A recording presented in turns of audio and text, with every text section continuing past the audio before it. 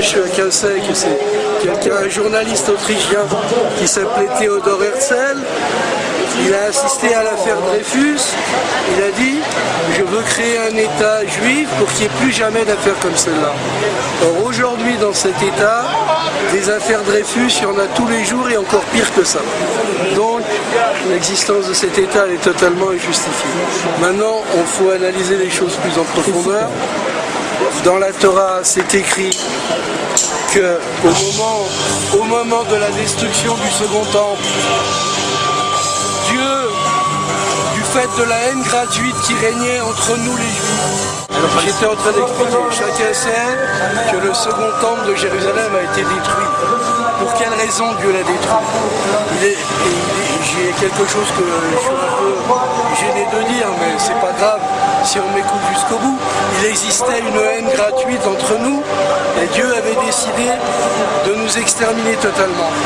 Au lieu de nous exterminer totalement, il a dit « Je vais détruire le second temple de Jérusalem et je vais vous exiler parmi les peuples, parmi les nations du monde. » Et c'était la condition. Dieu a dit, je vous exile parmi les nations du monde, je détruis le temple.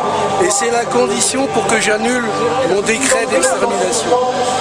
À partir de là, jusqu'au temps du Mashiach, c'est-à-dire du Messie que nous attendons, que tous les Juifs attendent, il n'est plus question de dire nous avons un idéal, que le peuple juif revienne en terre d'Israël.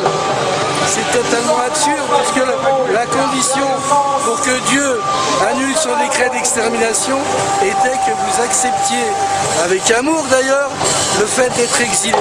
Et Dieu nous a promis, si vous vous comportez comme je vous le demande, il ne vous arrivera rien parmi les goïms. Goïms, ça veut dire parmi les nations. Non seulement vous vivrez bien, mais vous vivrez encore mieux que les goïms. Vous vivrez encore mieux. À partir de là, c'est une hérésie le sionisme. D'ailleurs, Dieu nous a fait jurer 2 serments. Interdiction de conquérir la terre d'Israël par la force, interdiction de se révolter contre les peuples parmi lesquels vous êtes exilés, ou même si ça se trouve en Palestine.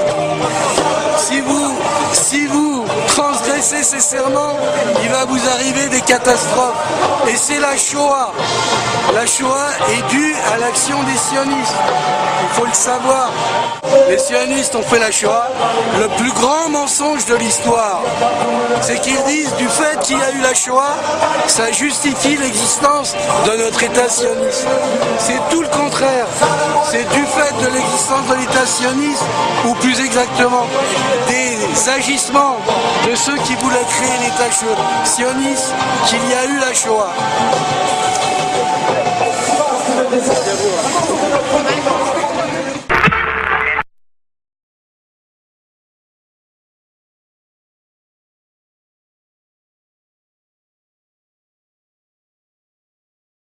Même, moi je dis chapeau, hein, parce que avoir organisé tout ça pour nous, en plus on n'a jamais été vraiment sur le côté. Oui, ben justement.